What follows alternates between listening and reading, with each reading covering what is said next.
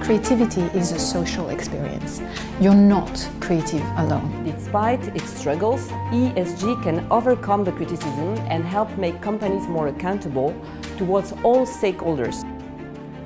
Today we're going to talk about things like trust in teams, Bitcoin, blockchain, cryptocurrencies.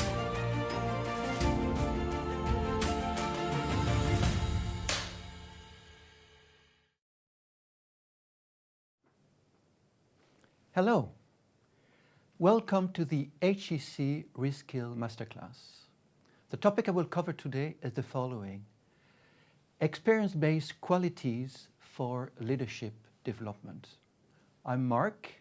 I'm an affiliate professor and academic director for executive programs at HEC Paris.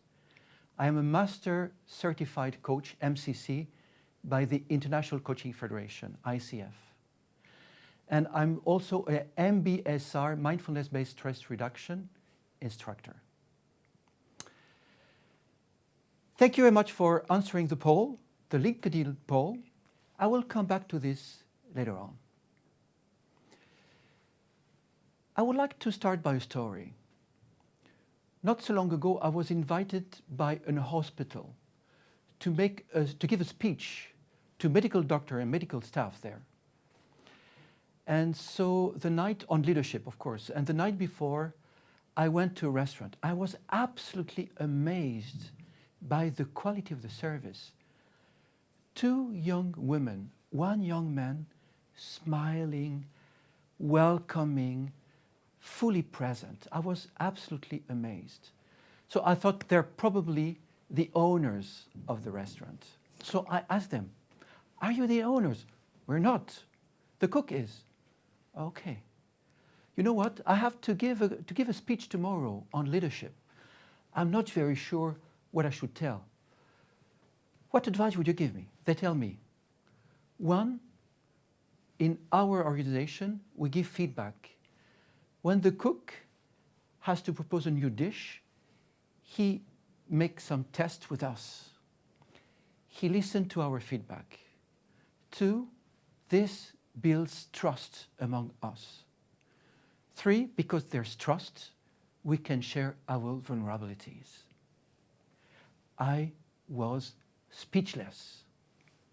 Feedback, trust, vulnerabilities.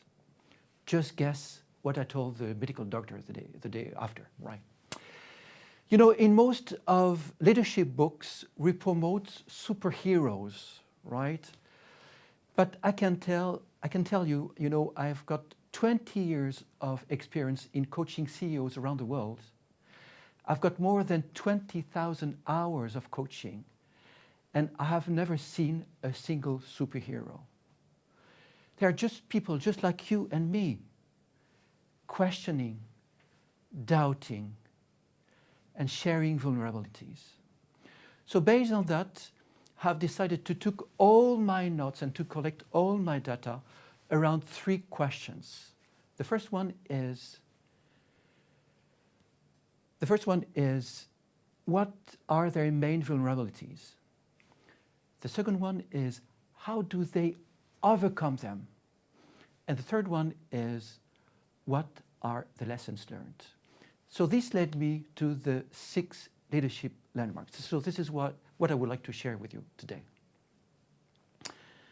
The first one, by far, is awareness. Awareness means having a global view of the situation. Awareness is wholeness. I would like to give you this example. Arthur has been just promoted as an executive member. And his vulnerability was the following: he got angry very easily. And so what we did, we worked on types of personalities. And what happened is I think it was during the 3rd session, I saw tears coming in his eyes and said, "Now I understand. I understand why I got divorced. I understand why I hate my neighbor. I understand. I would like to share with you what he said at the end of the whole process. I came to understand my natural modes of interaction with others and therefore learned to detect when and how to act. My success is also highlighted by my family, who keep saying that this coaching has changed my life, and therefore theirs.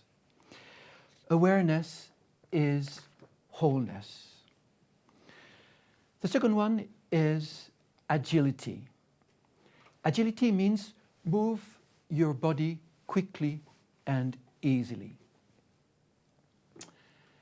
It can be strength, but it can be weakness. It depends on you.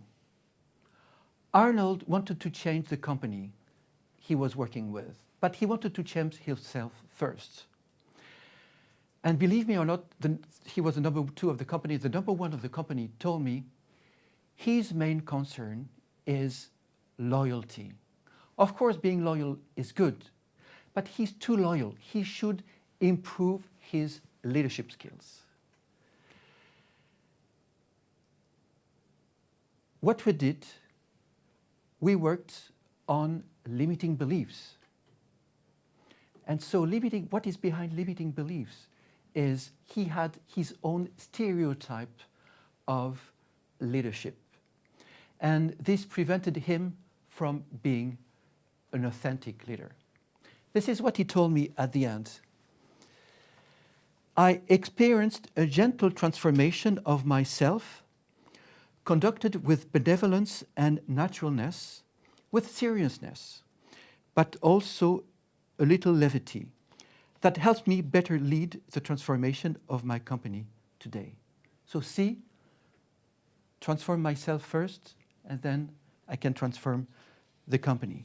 So if you want to change your company, change yourself first. The third one is eco-friendliness. Eco-friendliness means doing the least possible damage to the human, to the natural environment. In this one, I would like to share with you some concrete figures.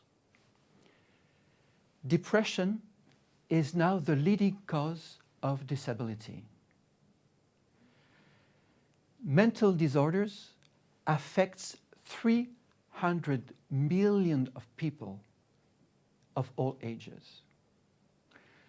Depression and anxiety disorders cost $1 trillion a year for lost productivity. And I would like to read 2 other things. The first one is coming from the UN. If the world population reaches 9.6 billion by 2050, we should need 3 planets worth of resources to keep the same lifestyle as we have today. And the second one is coming from WWO. Wildlife populations have seen a devastating 73% drop since 1970. My dear friends, something is not right. We can't wait.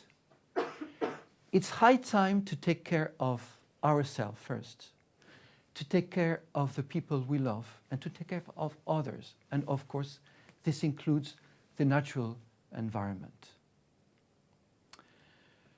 The next one is being demanding. What is being demanding? Meeting high standards. I would like to share with you the example, this example. Doreen was a very demanding woman. She had decided to make her managers go from being managers to being manager coaches. So in other terms, to integrate the coaching attitude for them as being managers. And so what was the main issue?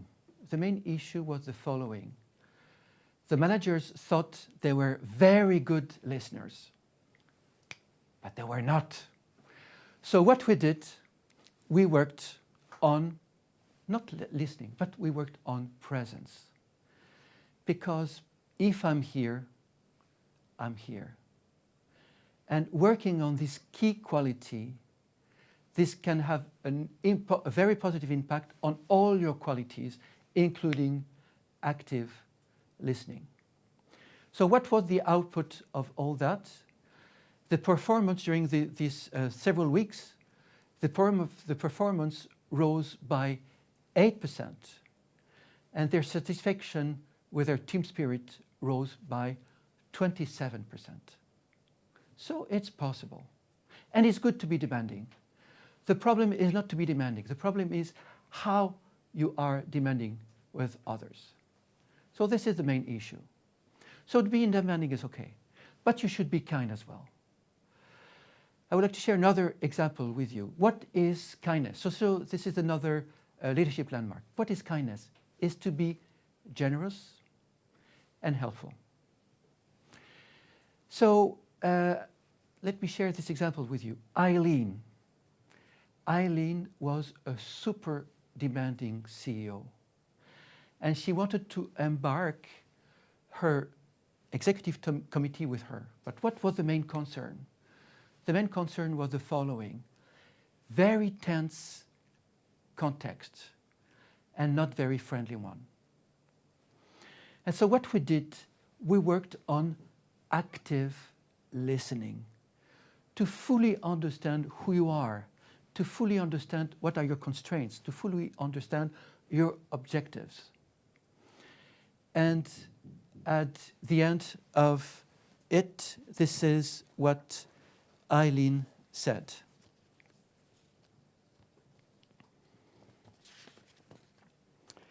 I was able to transform a team that was initially divided, uncooperative, and full of discord, into an empowered team, working cooperatively and constructively together.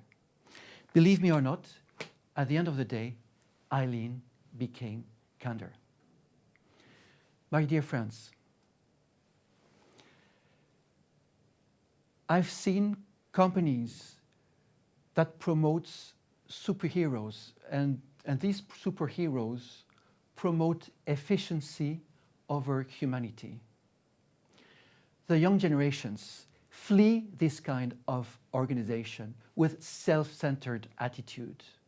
Why? Because they don't feel heard, they don't feel understood. So yes, kindness is a key ingredient to retaining talents today. The next one and the last one is co-vision. What is co-vision? The ability to co-imagine the future. I would like to give another example. This example was with Kai. Kai was a head of a huge department in a very big bank, international bank. And his main concern was he had two teams working in two countries, working on two continents, dealing with two different cultures. And so what we did, we worked on understanding what is your respective roles, understanding respective roles, to fully understand what you do, why you do it. And based on that, we were able to co-imagine the future. This is what Kai said at the end.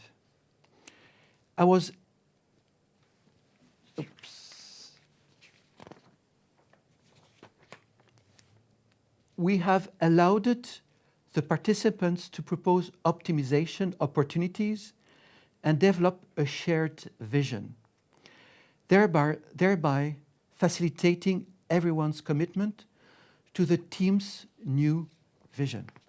my friends, collective intelligence works. It depends on us. It depends on each of us.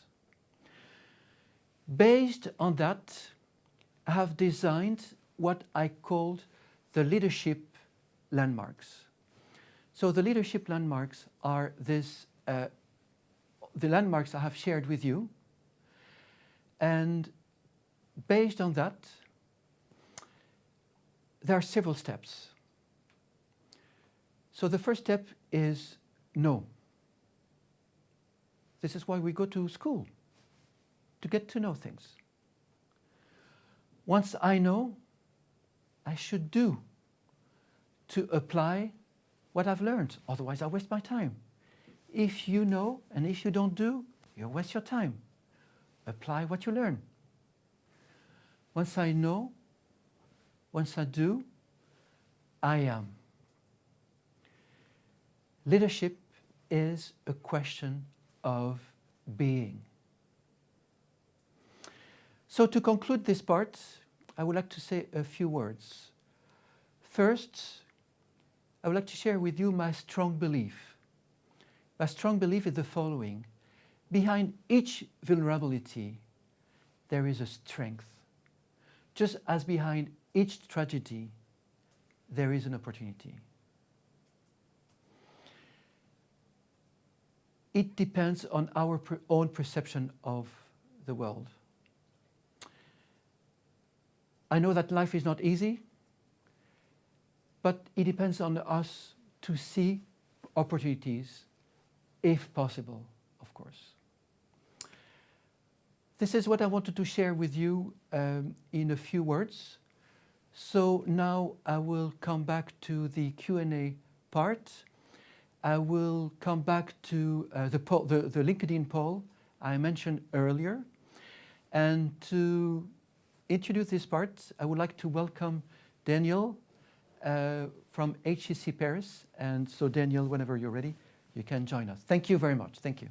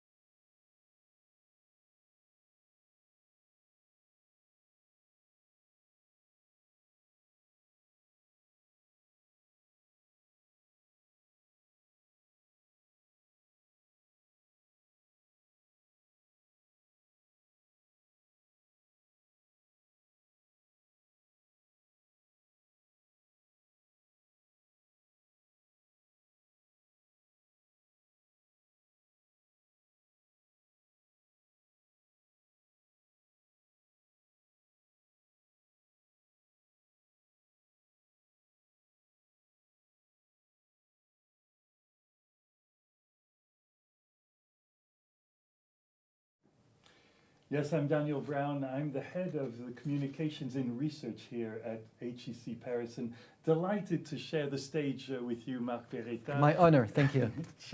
I mean, you certainly have put into practice the importance of presence, which is one of the fundamentals that you've been teaching these past years in this RESKILL Masterclass. Many of the points you discussed are, by the way, here in this book, which Marc has just published and which I recommend, Leadership Landmarks. You can find all the details on the website after the program. Before we go into the questions that have been sent in from the four corners of the earth, I'd like you to address the question that we actually put to our viewers in a poll. Go ahead, Marc. Thank you very much for answering the questions. We can't cheat. I think this is very interesting. We can't cheat. People know what to do. And I think the main issue is to apply what we know, right? And so when I hear this, I have the answer here. 50%, more or less 50% say that coaching, adopting a coaching style. So my experience of leadership is the following, leadership skills and coaching skills are very similar. I found this very interesting. So it's not surprising that almost half of you think that coaching is very important. What comes second is empathy and kindness. So happy. This is what I told you earlier. Kindness is very important. So yes, it's very important. And it's key, again, it's a key ingredient to retaining talents today. What comes third is emerging collaboration. Co-imagine the future. Why? Because the world, it's so complex today. The world is so complex that imagining the world on your own, it's so complicated. So you should, collective intelligent work. So you should get feedback from others. So getting feedback from others, you can get good insight.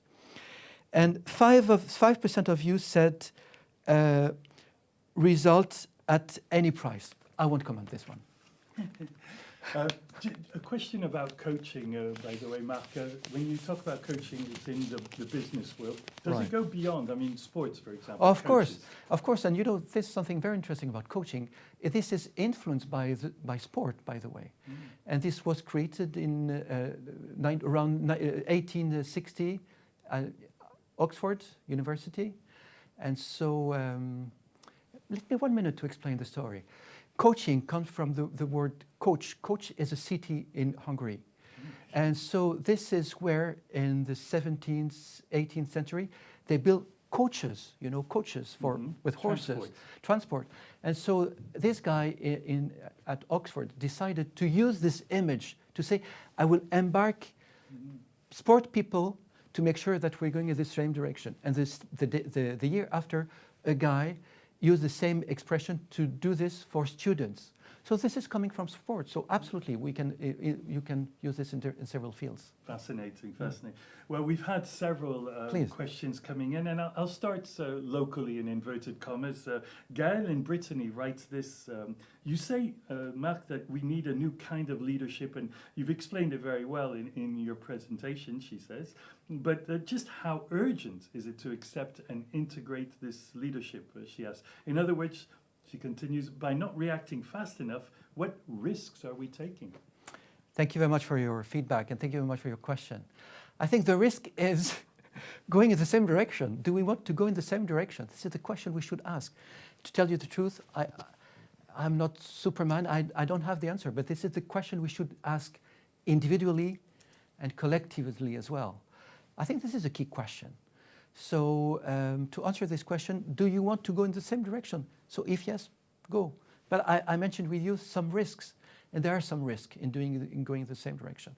So my personal view on that is probably we should adapt one or two things to respect, the planet, to respect ourselves, and I can give you a very concrete example. I'm working with medical doctors, and I think this is very interesting because most of them, not all of them, of course, but most of them, they don't take care of themselves. They explain what to do, but some of them, sometimes they don't take care of themselves. So I think it's time to take care of ourselves and to take care of others. And don't wait to be reactive. When you are reactive, it may be too late. So try to anticipate that. And, versus reaction, there is being, preventive. Exactly, medicine preventive. is better than cure, always. Exactly, absolutely. More locally, even, there's a question from Céline in Paris who asks if you've ever met people who just don't understand what they need to change, or who try but cannot. Oh, this is a very good question, Céline. Thank you very much. Yes and no. Why? Because, people who are not aware that they should change, they don't go and see a coach. They don't go to HEC. Most of the time, they're going to HEC, they're going to see a coach when they see some need for transformation. What kind of transformation? Most of the time we don't know, but we know that we should change something. So most of the time we don't see these kind of people because they have a kind of superior attitude, the kind of I know attitude, and these kind of people, I don't know them. But I would like to rebound on the other part of the question, which was the following. Is it possible to know and not to be able to do? The answer is absolutely yes. Why? Because some things can prevent you from doing so. For example, the story you had with your parents and so on. So this is where psychology comes, and so probably psychology combined with coaching as well can be super helpful for people to understand and to overcome that. Which underlines how interdisciplinary your approach is. And I'd like to lead to the next question coming from Mun, and he writes in from Ho Chi Minh City in Vietnam, and he says, well, thanks to the internet, this masterclass is a global broadcast, and he asks what cultural differences could have an impact on your advice on leadership. Do you have examples of nuances? That's a very good, and by the way, Ho Chi Minh Ville is a beautiful city, so you're living in a very nice city. So, yes, this has an impact. But, I've coached people from all around the world, from China, from the US, from Brazil. And as far as there is the connection, I think the key in coaching and the key in training as well is the connection with people. And as far as there is this connection and there is this trust, you can build trust.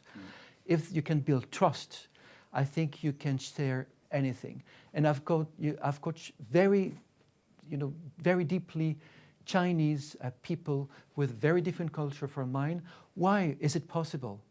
Because we all have fears, all have doubts, we're all questioning, and so on. So this is our part of humanness. And I think this part of humanness make us, on one side, it focuses on what we have to improve, but on the other side, it focuses on, the beauty of humanness. So to answer your question, there is this common ground, but be careful. So to answer what I propose, leadership landmarks, I thought of this question before writing this book, and my thought was, I think this may be quite universal because based on humanness.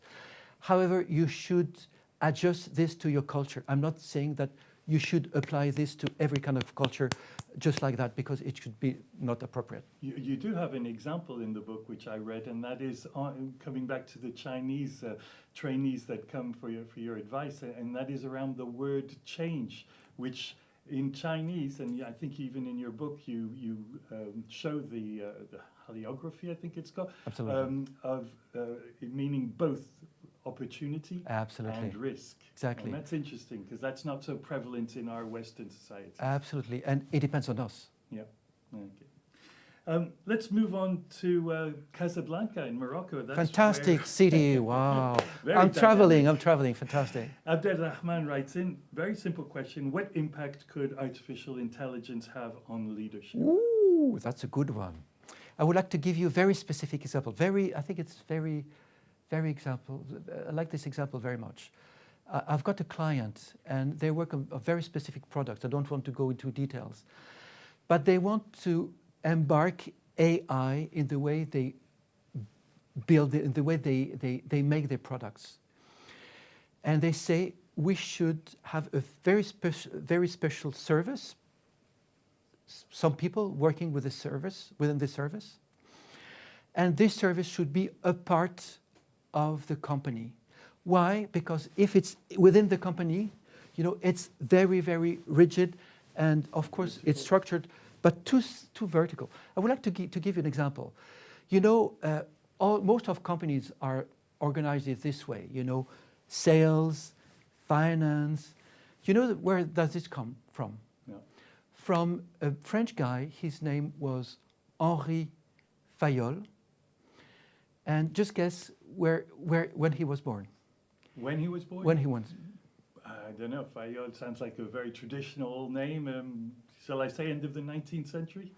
1841. Oh, it wasn't so far off. Exactly. And he died in 1925. So the way we are structured is based on that more than 100 years ago.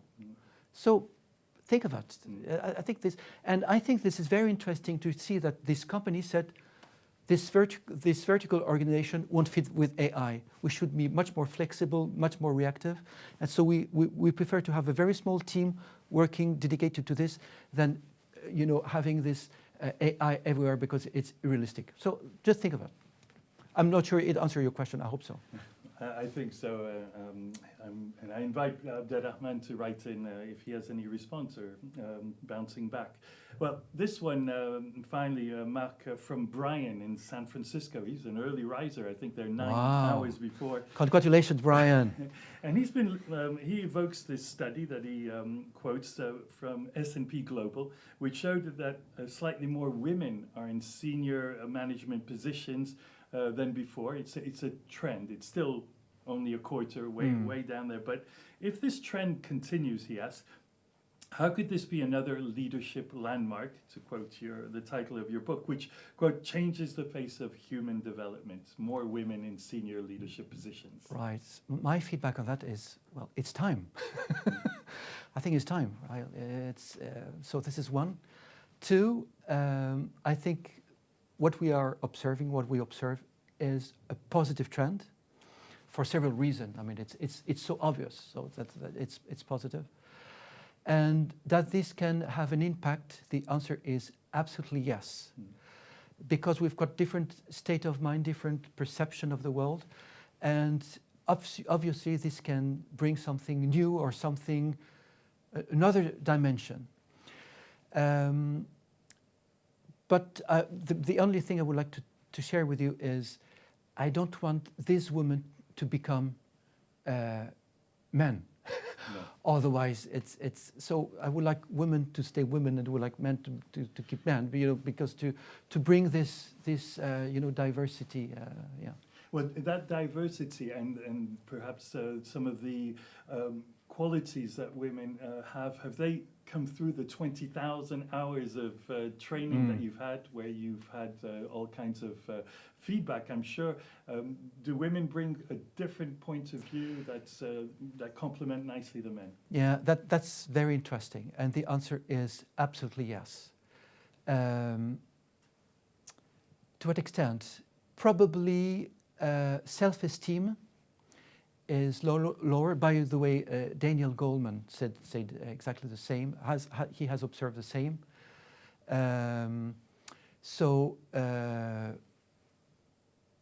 Yes. So self-esteem is lower. So they need to be reassured on what they do is it right? Is it not right? Is it correct? Is it not correct? So this is what I observed as a coach. And something else, they're more open to share their vulnerabilities. Why most of men, of course not all of them, but most of men, you know, are a bit, you know, just like that. They don't want to. It's more difficult for them. And being more open allows them to have a greater leadership role. People appreciate that honesty. Absolutely. In a business world. And that, by the way, I would like to rebound on that. How to build trust. Two things. I do what I say, and I say what I do. Not always possible, but whenever it's possible, do it. And the other one is vulnerability. If I can share my vulnerability, this means that we work in a trust environment. And so vulnerability builds trust, trust builds vulnerability. And so it's a very positive circle. being kind, showing your vulnerabilities and having a certain honesty doesn't, in my experience, prevent women from also being quite tough when you need to be. And the director of our department is a woman, and I've seen how resilient she is. So there's a lot of cliches also that need to go out of the window. Absolutely, absolutely. And I think the more cliche is outside, the better. Don't be too stereotyped. Yeah. So be, and at the end of the day, what is important is the quality of the person, because if you like the person, if you can like the quality of the person, I think this is what matters. Well, I think that we're going to unfortunately have to Already? part company. Already? I want to thank you so much, Marc Beretta, for My pleasure. This very entertaining and informative exchange, this masterclass. I just want to thank all the participants, Thank you. both behind the cameras in this studio here at HEC Paris, but also you, viewers, for sending in these very evocative, strong questions. And I'd invite you, if you want to see the replay, which is available right after this masterclass, through the very same link that you clicked on to reach us. And if you liked it, of course, please share it in your networks. Marc Beretta, I'm sorry, thank you so much. My pleasure, thank you. Final question. What is your next project or book that you're hoping to bring out in a word? Well, I'm working on a book now. It's on management, but this is. Well, we'll invite you for another Thank you. masterclass when it's Thank you. out. Thank you so much. Thank you. This goes to my heart. Thank you. Goodbye. Enjoy the moment. Thank you. Bye-bye.